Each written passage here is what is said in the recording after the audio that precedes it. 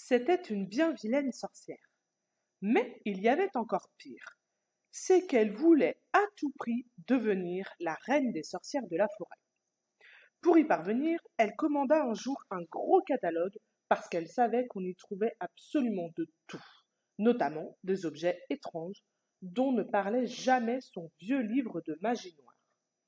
Le matin où le facteur le lui apporta, en le jetant par-dessus la clôture de son jardin à Maléfice, Échalote courut le ramasser, donna un coup de pied au crapaud blanc pour le regonfler, car il s'était fait aplatir en recevant le paquet sur la tête, puis elle alla s'enfermer chez elle pour lire son catalogue.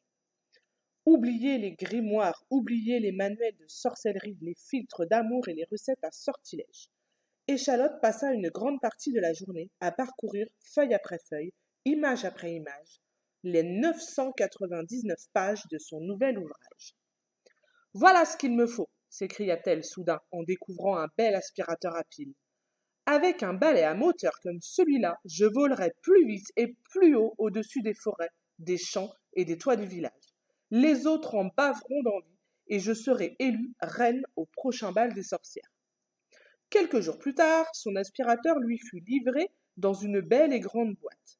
C'était un splendide appareil rouge avec un long tuyau et un réservoir à poussière en verre afin de pouvoir contrôler son remplissage. Ça ne m'inspire pas confiance, dit le corbeau. Elle partira sans moi, grogna le chat en allant se coucher dans la suie de la cheminée. Moi je n'ai pas peur, fit le crapaud, collant son gros œil contre l'embouchure de l'aspirateur. Échalote mit l'appareil en route. La seconde d'après, zoup! Le crapaud aspiré se retrouva dans le bac de verre. Tiens, la marche arrière était enclenchée, s'étonna la sorcière, cependant que le chat rigolait dans sa suie et que le corbeau claquait du bec. Ne crains rien, reprit-elle, je connais suffisamment de formules magiques pour inverser la vapeur et te sortir de là. Tu devrais plutôt lire la notice d'utilisation, conseilla le corbeau. Baliverne, je commande à mon balai depuis plus de 300 ans. Celui-ci n'est guère différent des autres, si ce n'est qu'il est plus moderne. Le catalogue ne disait-il pas rend tous les services d'un balai, la puissance en plus. L'oiseau alla s'installer sur la plus haute poutre, tandis que le chat se tassait un peu plus dans son recoin de cheminée, bien à l'abri. Échalote s'assit à califourchon sur l'aspirateur, prononça 3 paroles magiques pour lui donner la puissance de 3 vulgaires balais. Gare à tes poils, avertit la sorcière, je vais passer par la cheminée. Quant à toi, le crapaud, prépare-toi à être éjecté. À peine le bouton enfoncé, l'appareil se mit à ruer comme un cheval sauvage, mais il ne décolla point. Au contraire, il se mit à aspirer, à aspirer. Aucun ordre, aucune formule magique ne put l'arrêter. En un instant, tout fut nettoyé.